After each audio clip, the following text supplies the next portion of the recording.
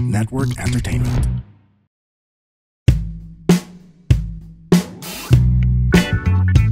Hello everyone! Welcome to another episode of Kaya Pa Ba with Baus Rufo. And for my episode today, it is an ensemble that we have for you because for the first time ever, tatlo po ang aking guests because I think that is really the only way to do this next topic justice. But please welcome some of my closest friends, some of the people I just truly, truly admire, adore, respect, and love. Please welcome from Spit Manila, we have Cara, Papu, and Carl. Hello! Hi, Baus.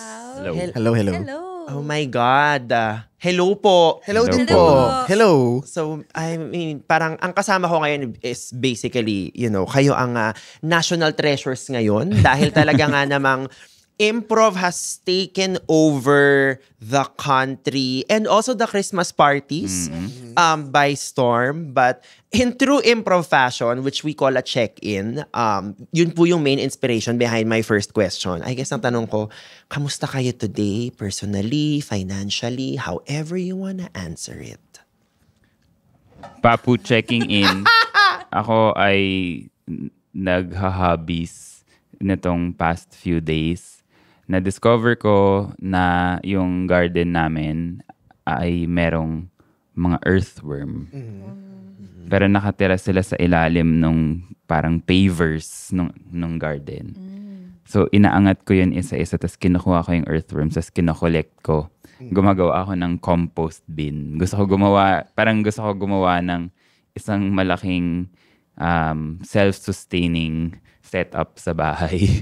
So nandun ako ngayon. After pag-uwi natin from recording, malamang maghuhukay ulit ako ng earthworm. Kasi nung una isip ko, bibili ako ng earthworm. Pero nung na-chance upon ko lang na parang, ang daming earthworm. So hindi na ako bibili ng earthworm. Kasi sa Laguna pa yung earthworm. Oh, wow. Available na rin sa QC ngayon. Oo. Worm lives matter. Yeah. Sabi nila. Wow, okay. I mean, Yes, I'm also that's not me. surprised na like, yun yung check-in mo. It's like, how are you today? Bulate. Bulate. Ayun. But, yes, Carl. Oh, Carl checking in. Okay naman ako today. Nagpamasahe ako kagabi. Okay. So medyo lamog yung katawan ko. I feel like that's my weekly thing now. The end of the week is supposed to be my massage day. Kasi nakakapagod magtrabaho. Kaya pa ba? Kaya pa naman. Kaya pa naman. Currently, I'm obsessed with racket sports. Racket Oo, sports. so I've been playing- Hindi to sideline. Hindi naman. Okay, hindi naman. racket. Oo. Racket sports. So Okay. anything that involves a racket na may Got pinapalong bola. Pero okay din kung may racket. So I've been playing tennis, pickleball, table tennis, all of those kinds of things. How would you rank the different racket sport? In terms of what? In terms of Myers-Briggs. Myers-Briggs. Pero like I guess the different people you encounter in the different Ooh. sports, like anong mga observation? My God. I personally like tennis. The reason why I got into racket sports is because I play table tennis pero favorite kong tennis. Ngayon ko lang siya na-try and like, ang saya niya pala.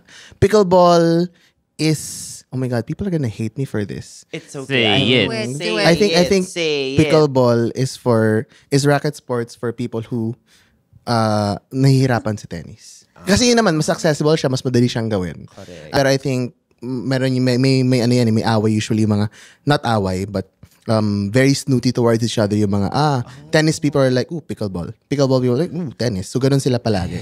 But I play both. I enjoy both. Yun na yun. Oo. Pareho lang sa may Enjoy both pinapalong. and occasionally hate the other. Yes, oo. Kung nagte-tennis ako, I hate pickleball. Kung nagpi-pickleball ako, I hate tennis. Either way, pareho lang kayong taong may pinapalong bola. Ayun na yun. Oo. So yun yung ano ko. That's me today. And Miss Cara. Yes, Cara checking in. I am alive with post-concert high. Whoa. Yes. Galing po tayo ng Korea 2 days ago. Nanood ng isang Sawadee ka. wait! Anyuan sa'yo. Anyuan sa'yo. Kamsamnida. Kahapon though, I had the whole day na walang ginagawa. Quick share. Magmo-move out na ako ng unit ko in 2 weeks.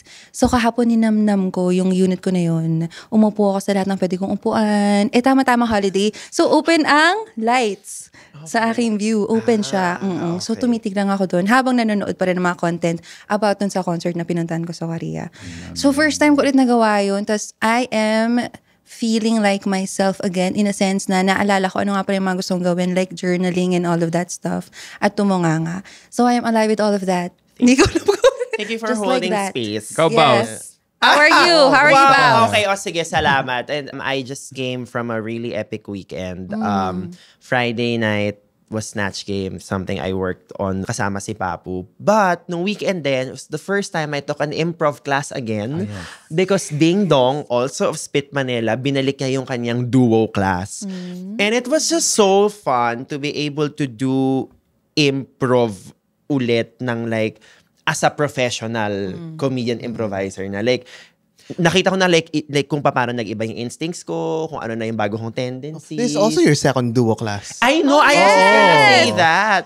Nagduo na tayo dati before the pandemic kasi meron kasama ka rin ata. Wala ako na. Wala ka na. Siya, Ikaw din. ako, at Si ikaw. Bao. Oo, May kasi ex niya. Oo nga eh. Oo, sige. Ito na ibang Sa podcast huling to podcast natin, pag-usapan natin yung ex ni Cara. Ito, sa lahat na Ay, sorry. Kilala ko yung ex You mo. were Wag natin siya bigyan ng airtime. As you were saying. We're gonna give the viewers a chance to guess 2 letters. Tama na! Oh my God! Alam mo, quick lang, si Papu din at si Carl, ang mga pasimuno na nag-mesh. Anyway, Okay. back to you. So anyway, actually buti na bring Cut up mo mo na I yun. took that class na kasi yung parang second exercise na pinagawa ni Ding Dong, sabi ko, parang nagawa ko na to And then I realized, pucha, nagawa ko na nga siya. Pero like, sabi ko, give lang. Kasi ang dami ko pa rin na-discover na bago.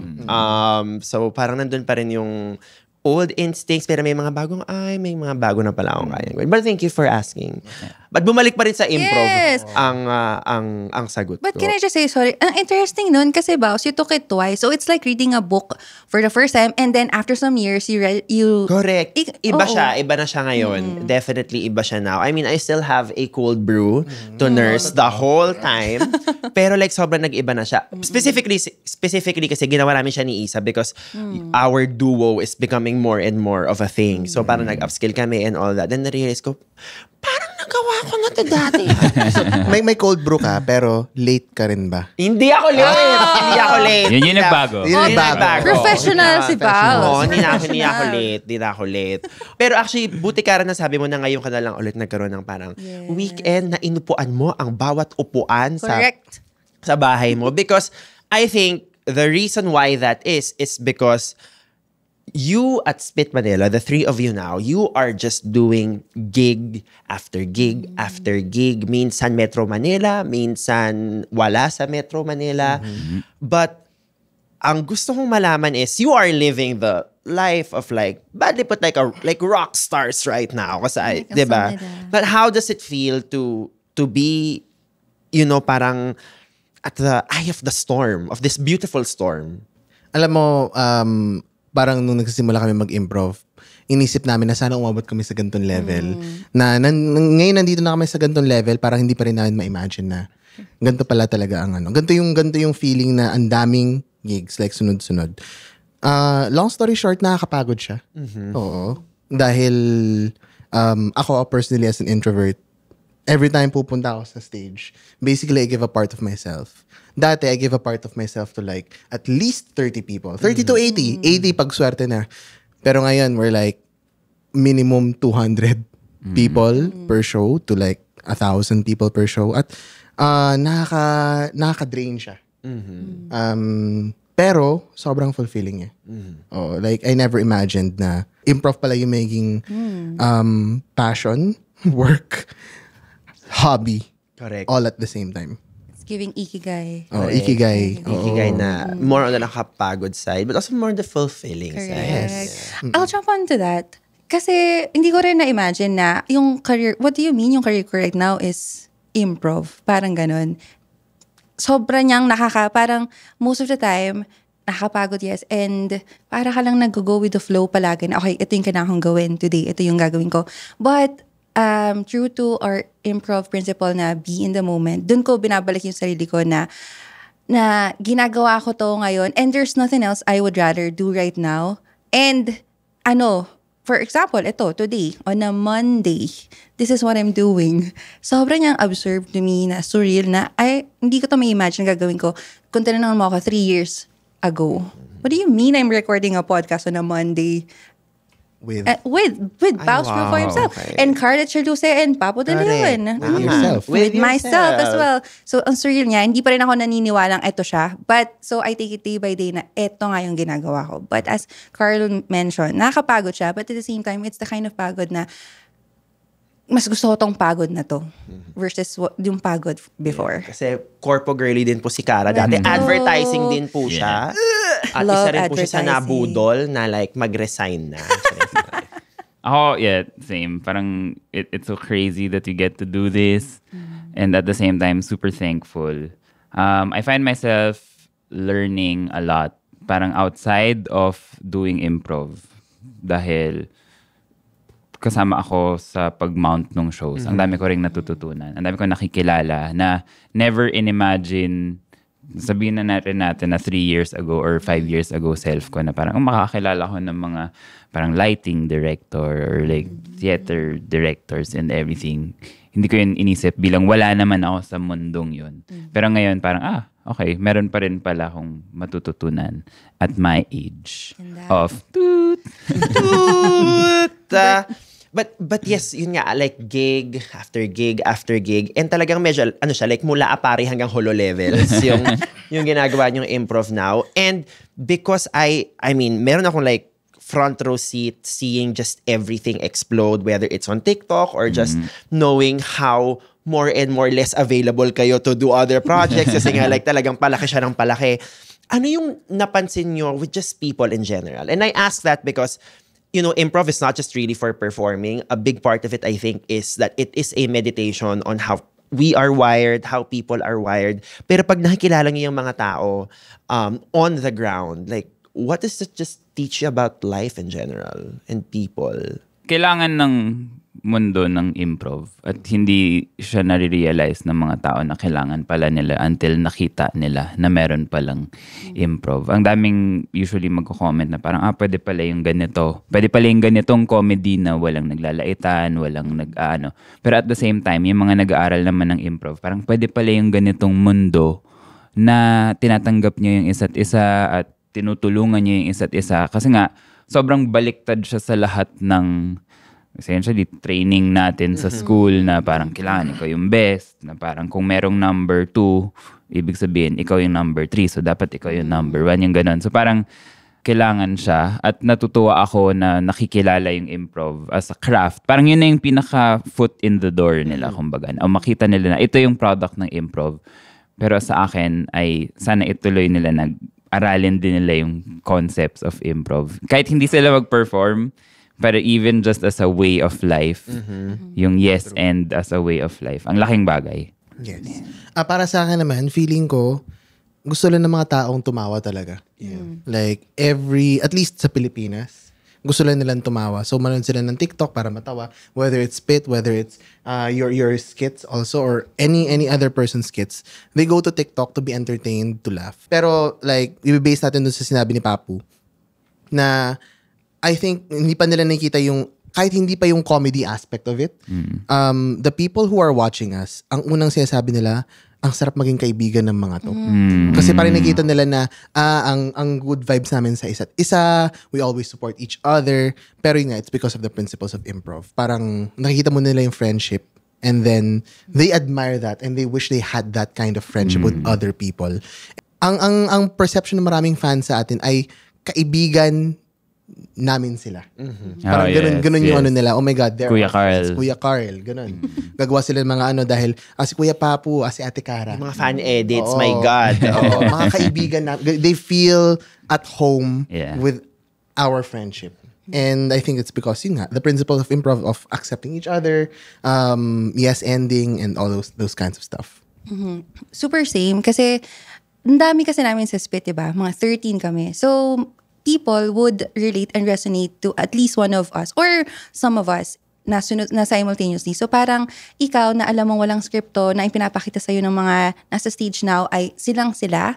Of course, guided by the principles and etc. But at the same time, makita mo na, oo nga no, ako rin to eh. Yung truth mo na yung ginagawa niya, narinig ko rin ginagawa ko, nakikita ko sa mga kaibigan ko. So, kumbaga, nandun yung nakikita nila, somehow, yung sarili nila at maybe mga kaibigan nila sa spit din habang nagpa-perform kami in a way. And yung performance level nga, I would say, sobra pa siyang connecting in a sense na napansin ko kasi, and recently ko na lang din napansin to, pag binigyan mo ang tao ng isang purpose and shared goal, sobra nilang engaged and sobra nilang willing to give. Kasi di ba sa split, lagi namin sinasabi na isang team tayo. So napapansin ko yun habang nasa stage ako na mas tumataas yung energy nila. And sobrang mas willing sila to pato suggestions, etc. to make this our show as well. So parang yung goal na, shit, na show ko din to. Kasi ganun mag-engage ang improvisers on stage. Na show nyo to, the success of the show is because nagko-contribute kayo to this show. So, kumbaga, pag binigyan mo ng shared goal, ang isang tao, isang grupo, na may ganun ka genuine connection, I feel, doon mo may hit yung level of engagement na gusto mo in an improv show. I love it. So, it's really showing people the power of a collective. Diba? Parang, and trying to act as one. And si Papu would always say this sa mga improv rehearsals namin with Queens, sa parang, Papu genuinely believes that improv can save the world. I share the same belief, and it's nice na talagang every day you are reminded na with every performance, you are saving the world kahit paano. So, diba? We like to think that, yes. Yes. In little ways. That is of course, like, that is the truth and the power of the collective. Pero I guess ang gusto ko ring malaman, like, individually, nasan kayo sa mga buhay nyo personally, creatively, when improv found you? And siguro, let me know na rin, like, when you discovered improv or when improv discovered you. Yes, it was 2018. Nasa isang kumpanya po ako na may isang global advertising company na sobrang toxic but also very fulfilling my time there. And it was also the time na lumihis ako sa pagteatro dahil I was trying to discover myself in the corporate world and corporate industry.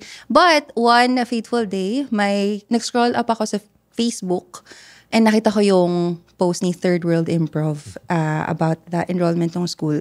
So, I jumped in. And nandun ako sa time na, alam mo yung ubos na ubos ka na dahil hindi na ikaw yun. Na you're waking up just to do work and then traffic pa sa Pilipinas. So wala ka ng time matulog tapos mag-work ka na ulit. But feeling ko kasi at that time, that's what I was meant to do at that time. Na I had to find myself in the corporate world. But I believe na what's meant for you won't really miss you and that improv really found me first. Parang ganun siya. So wala na. Nag-enroll na agad-agad ako doon and tuloy-tuloy na siya. Dire-diretso ka all 5 levels nang walang break, right? Yes. Okay, Tapos nag-master classes pa, etc. Ganun. Tapos ang ending, resign. Yes, ganun talaga. After 10 years. Medyo matagal, but kinaya. Correct. How about you, Papu? Napanood ko yung may improv show sa Maginhawa na may kasamang mga aso. Dahil malapit siya sa area namin, sabi ko, why not? Silipin natin. So doon ko nakita na merong school. Hindi ko alam na improv pala yung tawag doon sa gumagawa kayo ng mga kalokohan on the spot. Kasi ginagawa ko na pala siya growing up with my classmates, with my friends, na parang yes and pala namin yung mga kwento namin, yung conversations namin na parang kung ano-ano lang yung pinupuntahan. So biglang nagkaroon ng pangalan yung kung ano man yun na ginagawa namin. Around the time, siguro mga 2017 din, medyo kaka-graduate ko lang ng college. Pero nag-start ako nung nalala ko, nakita ko yung school, parang, shucks, wala pa akong ganitong pera kasi medyo kaka-graduate ko lang. So parang, pero around that time din, meron start na robotics school. So yung pera ko from robotics school, dun ko pinang-enroll. Imbes na pinaikot ko yung pera para sa negosyo at sa school. Bumili ka sana ng Bitcoin. Wala na. Huli na. Okay lang. Ito na. Ako yung nag-invest sa sarili ko. At trinay ko yung improv. At na-enjoy ko siya. And I think yung pinaka-clincher as a taga-QC ay nasa QC din yung venue. Kung sa Makati yon, baka hindi ako tumuloy. And I think around the time na na-discover ko siya, nung nanood ako ng show nung May Aso, sa Makati pa lang yung yung classes. So parang feeling ko, hindi ko papayagan yung sarili ko magbiyahe to Makati every week So, nung may QC na, tapos parang nagkaroon din ako ng ibang friends na nakapag-try na, nakanood ako ng showcase. So parang, okay, sige. Nakita ko yung ginagawa nila, gusto ko rin siya gawin. So nag-enroll na ako. Hindi na ako lumingon since then. Correct. How about you, Carl? Ako naman, I-realize ko I've been doing improv for like 11 years na pala. I first discovered improv. Graduating din ako in college. Wala pang third world improv nun. Pero my friend who's also my namesake, si Carl Jinko, who's doing a play right now. Really, really nice play. Ini-invite niya ako na, uy Carl, punta ka naman dito, mag-audition ka dito sa group na ginagawa ko. As in, pinipilit niya ako. I'm like, ayoko, tiyatamad ako. Pero eventually, nag-give in ako. Sige na nga, punta na ako dyan. I was doing him a favor. Kasi he literally was begging me, sige Carl, please, hindi mo kailangan maging funny. Punta ka lang dito. Try mo lang. Wala akong theater experience. Siguro meron akong, nung high school lang ako, sumasali lang ako sa mga acting. I was a performer as a classical pianist, pero hindi ko na-imagine na mag-act pala ako. So I went there, I auditioned, and then I fell in love with the art form on the spot. Like, oh my God, ang saya pala nito. Pwede kang gumawa ng theater na naglalaro ka lang. And then, yun yung start. We had a group called 1.5 Men back in 2014. We did our first ever public show na sold out. We had like 200 audience. It was super fun. Like iba yung high na natanggap ko dahil yung as a classical pianist, sobrang important doon na maging perfect ka. Like pag magkamali ka, it's the end of the world. Like, my God, ano mangyayari? Mali ako, papaluin ako ng teacher ko. Mabait yung teacher ko. Pero in improv, mistakes are so welcome. And actually, mistakes are a gift. So dun ko siya na-enjoy. And then because of that, nakilala ko ang spitman nila. Si Ding Dong actually nag-train sa amin prior to opening Third World Improv. And then when they opened the school, in-email nila ako, meron kang discount if mag-enroll ka dito sa school namin. So I'm like, you know what? Sige na, I'll do it. I enrolled, and then same with Papu, hindi na ako lumingon. Yeah. Meron siyang ganong part na parang it will really change your life. Kasi ako naman, una ko na-encounter yung Spit, 2007. As in, like, like Spit 1.0 pa ata to. Parang nung first opening week sa college, merong guest performance sila sa Ateneo. And then, nag-perform sila. I was like, what is this? This is so fun. And then, I remember seeing it in 2007. And then, I remember doing like a paper sa isang Filipino class ko na ang volunteer kong topic ay improv para lang makanood sa Magnet Cafe sa BGC. So para lang, because like parang feeling ko talaga like I was talagang the bug bit me. And then I had to, but I only really took my first class in 2017. Yeah. Medyo Classmates kayo. Yeah. Magkakasi kami ni Carl. Naging pari na kaming dalawa, naging mag-asawa na kami, lahat. Magjowa na gawa na namin lahat ni Carl. And then, wala talaga ma-realize mo lang. I also became a better employee sa advertising. I think I also became like a better leader to the team I was managing when I started doing improv. I guess kayo rin, like outside the performing bits, ano yung mga nakita nyo? Oh, this parang also improved this part of my life after starting taking classes. Naging mas accepting and actually excited ako sa mga people around me, in the sense na dati kasi parang kung di ka magaling, bano ka, like bobo ka, wag ka dito, go away, parang ganon.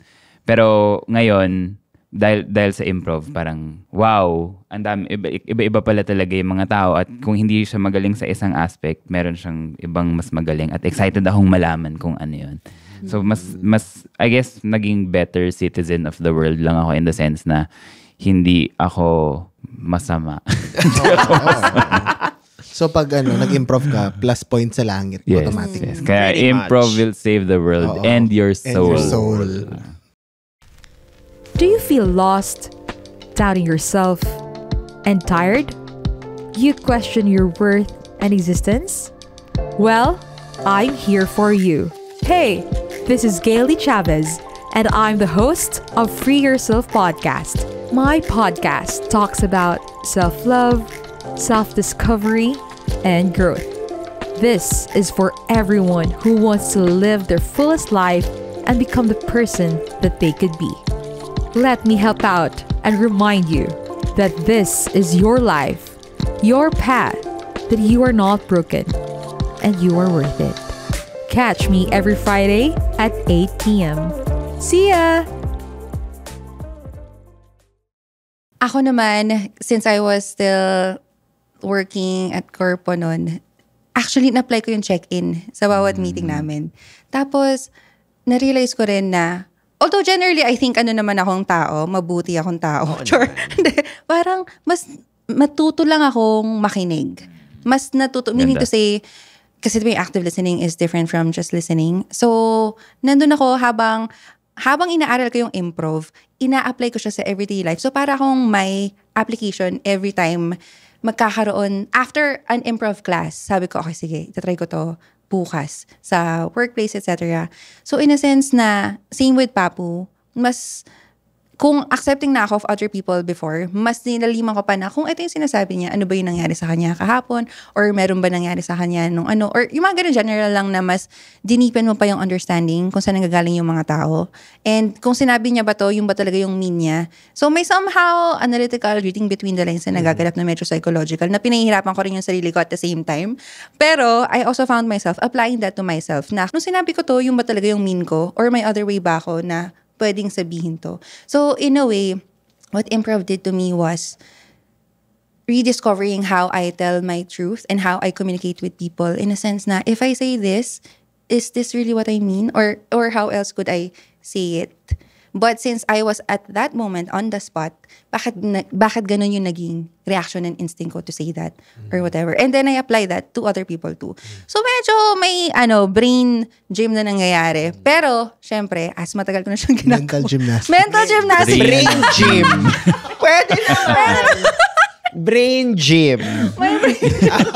This is what I love about this too. So, pag nag-ground nila ako palagi. Wow. Well, yes, ending. Well, yes. I love Pero it. ganda rin ng brain gym. Brain as a gym. term. I love it so much. Kailangan mo naman Kasi itong tao. sa gumagaling buhay mo. ka. Yes. So now, 8 kilo kettlebell na yung binubuhat ko every time. Ng brain mo. Oo, ng brain ko. Kaya na niya mag 8 kilos Okay. na. Sundan na. So that's what... Sorry. So nandun ako. Yes, that's what improv did to me. Para sa akin naman, same ako kay Papu. I know that specific mentality na if hindi ka magaling dito, if banu ka, huwag ka dito. Pero Meron pa rin ako hanggang ngayon. By the way. buti na lang okay tayo sa improv. Improv hasn't saved that part of my soul yet. Sorry. So yes, and also same with Kara. It helped me become a better communicator, I feel like. Dahil as an introvert, sobrang hirap akong sobrang hirap akong makipag-communicate sa mga tao. Actually, ayoko ng tao. Like, if there's an opportunity na nasa kwarto lang ako the entire time, doon na ako magtatrabaho, doon na mabuhay, okay lang ako. Feeling ko kaya ko mabuhay. Pero improv taught me how to navigate that space of like, interacting dahil kailangan mo, no man is an island, di ba? Kailangan mo ng mga tao. It helped me become a better communicator. It exercised the muscle of empathy sa sarili ko. So improv teaches you how to be kind to others, and it also taught me how to be kind to myself. And buti rin yung sinabi mo na parang you will really need people at the end of the day. Yeah. Diba? And I think gusto ko lang din pag-usapan tong this particular moment in history na. And Aaron shared this when she was on the podcast. It was when they took you plus Angelica and Ae na parang nagkaroon talaga ng seismic shift in the group dynamics that I think eventually led to the explosion on TikTok. I guess ang gusto ko malaman, how is it like being able to experience yung parang kind of like the stuff of dreams with some of your closest friends, diba? People na you deeply respect and adore, because mention mo kanina na parang yan ang gusto ko sa kanilang dalawa, they ground me, diba? But it's always so better to just like go through it together. But I want to know more about that because I know you guys individually, but like being able to do this together. Okay lang. Sucks lang naman. Ano nga ba? Actually, yeah, I think it's a nice thing. Now, it's a privilege na you get to do the thing that you want with the closest friends, with your closest friends. Because even nung kami pa lang nagsimula para isang improv group namin, housekeeping improv natin, kasama natin. Yeah. Parang iba yung feeling na may pinagtatrabahuhan kayo trying to reach a specific specific point in the craft. Kasi yun yung ano namin Yata yun. like yung gusto namin mag-improv tayo, let's train, let's try to be better, let's become the best in our craft dito sa improv. And yun yung shared goal namin. Ngayon dumating na sa Spit, ganun din yung shared goal namin, like let's be better at the craft, at the same time ikalat natin sa buong mundo, sa buong Pilipinas. Let's show the Philippines what improv is really about. And I feel like sobrang fulfilling niya. Kasi parang kang nasa terrace house. Tell me more. Tell me that story. Napanood ko lang yung one episode. Diba? Napanood ko lang yung one episode. Pero ganoon yung feeling niya na, oh my God, nasa isang bahay tayo, masaya tayo, at meron tayong pinagtatrabaho. Yun na yun. PBB pala. BBB.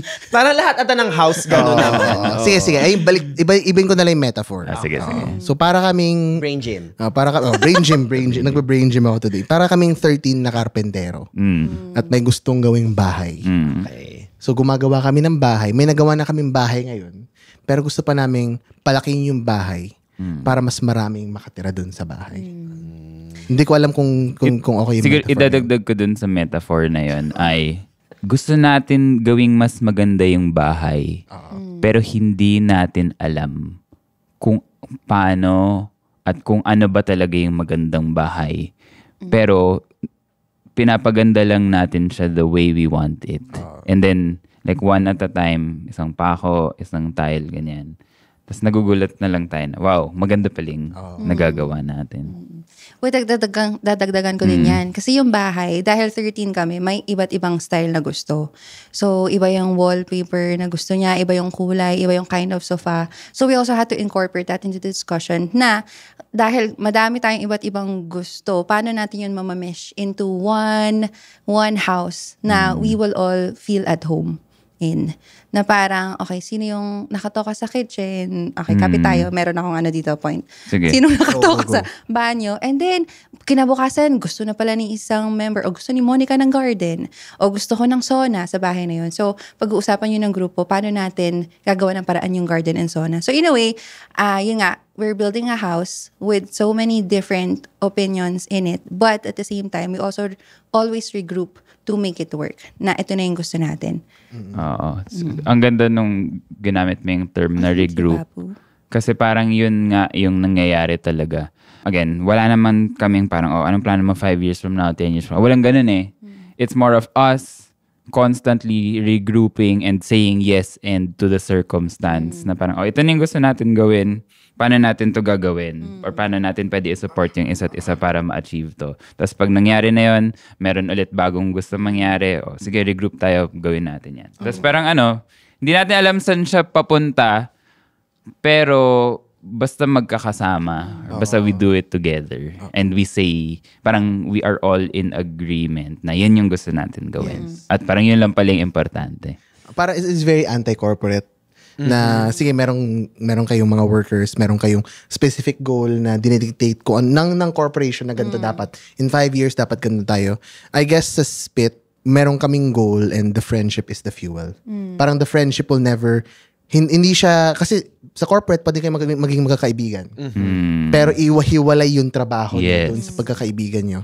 Dito, yung pagtatrabahuhan namin ay fini-fuel ng friendship namin. Like, if hindi kami magkakaibigan, wala siya mapupuntahan. For sure. So, kumbaga, walang hierarchy. Kung sa corporate industry may hierarchy, dito all equal na your opinion, your decision holds equal value with the rest of the members. And I think that particular energy, belief system, value system na ina-apply nyo, I think nararamdaman yun ng people who watch you. Sabi nyo nga, di ba, na parang to the point that they feel like you are friends talaga in real life. And feeling ko, there is no better example of parang how true this is than when ikaw just like went all over the country to the point na like Christmas party game na siya. Tapos, ngayon din, I would get hosting gigs. Sasabihin ng client na, boss, yung crowd warm up, pwede ba magpa-ikaw ka? Kasi like, ganun siya eh. Di ba na parang tayo naman, Di ba warm up lang natin yun? And now, it's insane. Yeah. But I want to know your thoughts. Kasi like, I'm sure nung nakita niyo siya, like, what is happening? Hindi rin namin alam. Nilabas natin siya without really thinking na, ito yung magiging next Christmas party thing. Nilabas na natin siya kasi hindi pa siya lumalabas ever. Sa social Or parang media. pangalawang labas pa lang. Trinay lang natin. Kasi it's also like one of the, I don't want to say basic, pero like, isa sa mga unang things na maaaral mo. So I'm sure din kaya rin kayo parang, okay, maybe let's not post that. That's not the priority. Parang sa amin, as the performers, hindi naman namin siya, it's not really something na parang, shit, gusto ko makita ng ibang mga tao kasi ang ganda ng kwento na nagawa. Parang hindi, nagaganyan, kakaway-kaway lang kami. Correct. Paulit-ulit. Wala nga siya sa top favorite improv games ko at warm up. Hindi nga yata ako magaling sa AE ko. Ako Alam rin. mo what I mean? Pag ikaw na, nag-aayos ako ng sound eh. Kasi parang hindi na maglaro eh. Si Kami Carl, ni Cara palagi siya nasa ganyan likod eh. Oo. Ako kasi competitive ako sa ikaw eh. Oo, bigyan natin sa'yo. Magaling ka din talaga sa tayong AE. dalawa. Oo. And it's so delightful actually to see people na who found magic in doing ikaw versus us na parang, it's just our warm-up, ganyan. So, kumbaga, dito mo rin makikita na simple lang pala yung joy minsan na naglalaro ka lang and that's enough for people. At feeling ko na-enjoy nila yun kasi kasama nila yung mga tao na gusto nilang makasama. So parang yung ikaw as a game ay hindi masaya, but ikaw with friends and people you care for, doon siya nagiging masaya. Kami ni Carl, competitive kami sa Hindi na siya masaya. Yeah, kami dalawa pa, like, pag kami, masaya na nagko-compete kami with each other. Wala na kami pakialam sa mata. To be fair, mahirap din ang ika kung hindi mo kayang tawanan yung sarili mo. To let go na parang maging ano ka lang. Yeah. You know? Totoo din naman, totoo. Totoo rin naman. But, yun nga, so, we are halfway through June. In the next 2 weeks, ballpark, guesstimate, ilang shows ang meron kayo? 5? Damn. Mga ganan. And Mga 4 or 5, no? 5, big shows at that. Oo, I kasi think. meron tayong 1, 2, 3. mga ganan. Oo. So, madami nga. Madami. Madami. May anib show this June. June 28. Baka paglabas nito, anime show na. And lagi pa rin sold out. I love that so much. But also, I guess dahil nga you have taken that leap of being full-time creatives, meaning ito na yung livelihood nyo, ito na yung nagbabayad ng bills, 'di ba? Ano na yung relationship niyo with improv now? I say that because, you know, the pagod of course is there. And parang feeling ko, staying committed to it is a whole other ball game for you to figure out. Ako para sa akin, I feel like improv, yun nga, I think improv is may ikigai. Kahit na nagiging trabaho siya, like no show is the same. Kahit we play the same games, iba pa rin yung kakalabasan yan. Dahil magiging iba yung audience mo, iba yung kung ano yung state of being mo during that time. Ibang-iba yung show. At the same time, hindi ko ini-ignore palagi yung wala pa rin ako dun sa I've made it. Yes. Oo. Improv is still a very it's a craft that's constantly evolving. And hindi ko pa rin inaalis sa sarili ko na kailangan ko maging mas magaling sa improv. Kailangan kong i-better yung craft. I think yung ganong mentality keeps me sane na hindi ako mababaliw na tangina pare-pareho na naman yung ginagawa ko. Yeah. So yun lang, I keep evolving as a person, keep evolving in the improv sense, and just find the smallest of joys in all the shows that we do, which is a lot of joys. And it's not easy. It's not hard to find, kumbaga. It's not hard to find, Yeah. yes. Miss Cara. Hirap, ang dami eh. Improv. Before, of course, when I was a student, wala pa yung ganitong nangyayari sa Spit right now. For me, it's an outlet to find and create joy. With other people, sure, but mostly with myself. Kasi ginamit ko nga siyang tool to discover ano pa yung kaya ko and rediscover ano ba ako as a person. But now that this is my livelihood and career ko na siya, dare I say, na ito na yung gusto kong i-build on with other people. So, intentional siya. Dahil nga sabi ni Carl, para na siyang, parang naging bahay na nga yung kaninang binubuo natin na if dati, gusto ko lang pumunta sa bahay na yun tuwing pagod ako, tuwing kailangan kong maging masaya. But now, may conscious and intentional mindset na I have to keep growing and continuously build with the people in that home, in that house. And hindi lang siya craft skill-wise, kailangan mo din ng people skill, na communication skill. Kasi sa pagbibuild naman ng isang bahay, hindi lang siya yung nagpapako tayo with martilyo eh. It's communicating, parang ito yung pako na kailangan natin. And ilalayo mo yung, para makita mo yung buong vision na, ay, ito yung maganda dyan, ganyan-ganyan. So, kumbaga, talaga, ang weird kasi, gano'n naman yung buhay, di ba? You try to strive for your own growth, but right now, yun din yung ginagawa ko for improv, which parang na-blur yung lines na, am I doing this for me personally, or am I doing this for work? But at the same time, I feel so grateful and blessed na I'm doing it simultaneously in improv. Ganda. Ako, yes, pagod is real.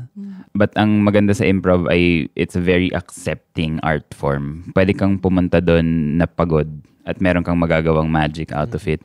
Pwede kang pumunta doon na puyat, okay lang. Pwede kang pumunta na sobrang well-rested or sobrang excited for something else at okay yun. Kasi nga, wala ka namang script, wala kang hulma na kailangan sundin. Kung ano man yung dala mo that day at yun din yung magagawa mo. Siguro with what's happening right now, nandun ako sa anong pwede ko pang makuha out of this.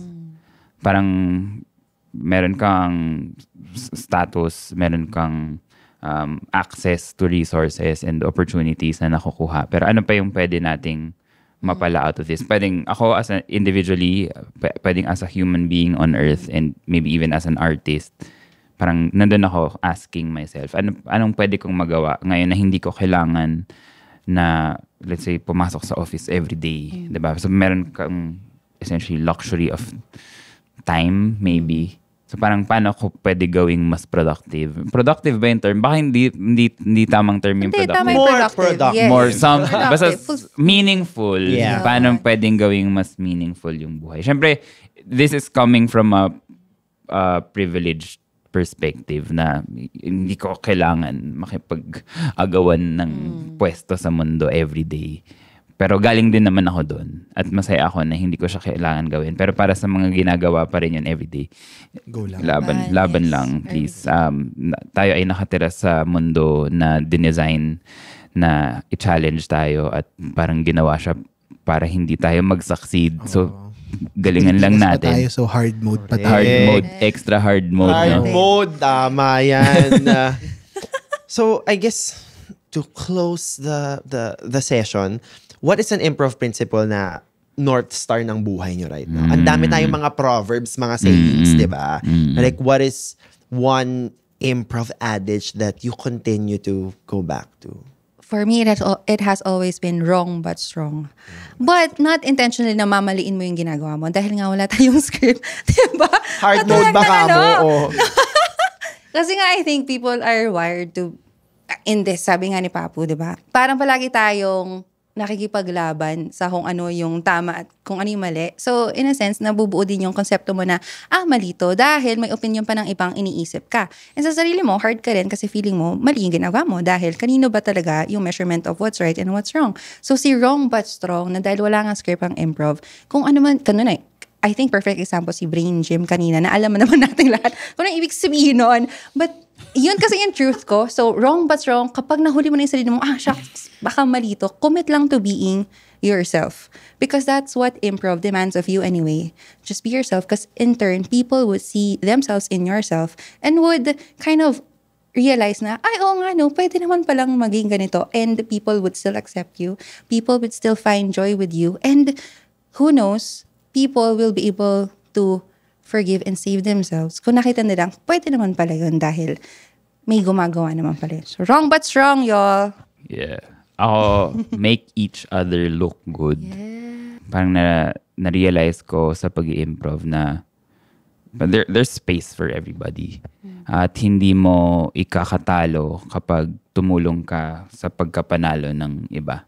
Parang hindi dahil merong umangat, ibig sabihin, bababa ka. Pwede ka namang mag-angat ng iba and at the same time, aangat ka rin. Siyempre, it comes with a mutual understanding na like everybody makes each other look great. Kaya ako laging sinasabi na improv will save the world. Kasi parang hindi to gagana na kami lang yung nagpapa-make each other look great. sa sarili namin or sa inyo. Parang dapat kayo din. Yun ako. Na parang kung lahat tayo sa mundo ay magpa-make each other look great. Ganda. Siguro walang gera, maraming Impeachment, meron, Charing. diba? Okay. Walang need for that maybe Walang even need, dahil diba? yung mga people na nagpapatakbo ng ating gobyerno ay maayos. Sinesettle lang at yung mga conflicts via ikaw, Diba? diba? Baka pwedeng ganun lang eh. parang one can only dream. Pero sana naman, one yes and at a time, masave natin yung mundo. Sa akin naman, actually, it's the combination of the both. Wrong but strong or mistakes are a gift. At the same time, make each other look good. Same din with Papu. I think there's a lot of room for mistakes. I feel like there's a lot of opportunity in mistakes. Diba?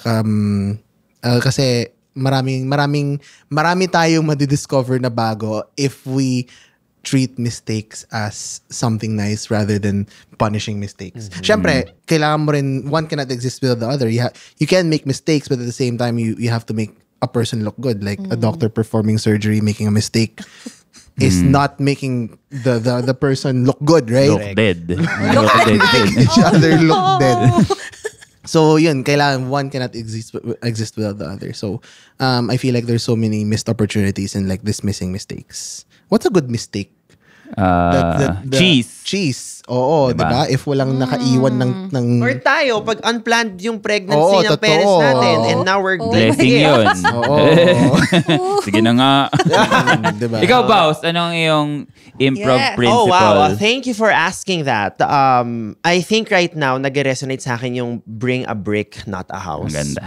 And whether it's in the many collaborations I subject myself to, being a professional creative, but also just, as a comedian, as a freelancer, because hindi mo talaga alam when the next gig is.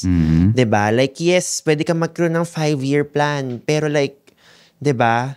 So at the end of the day, parang, it really is a step at a time. Or in this case, it really is just a brick at a time. Then eventually, that house can be a nice terrace house. Diba? So, yun talaga for me right now. Specifically ngayong Pride Month. Talagang bring a brick, not a house.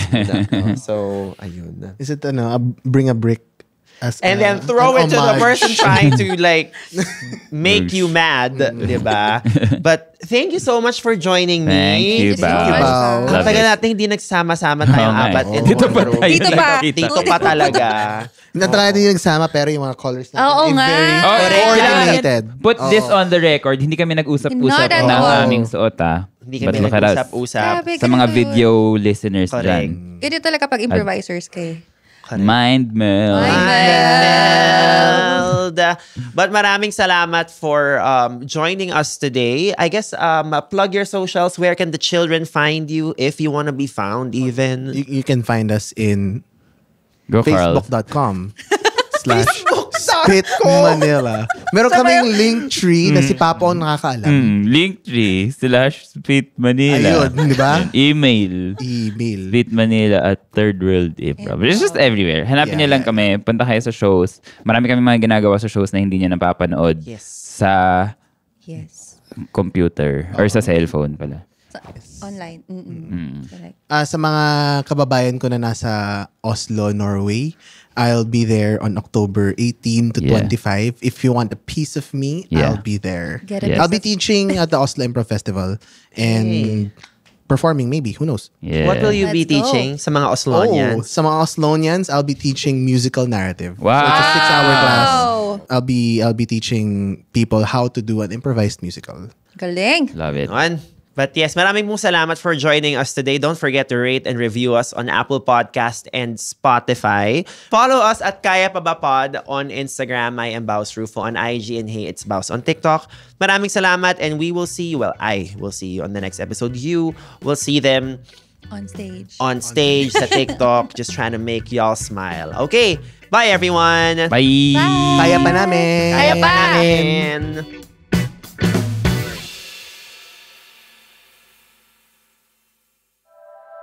The opinions of podcast creators, hosts, and guests are not necessarily reflective of the official stance of the Pod Network Entertainment, its hosts, or other network programs. The content created by the people behind the podcast is personal and not meant to harm any religion, ethnicity, group, organization, company, or individual.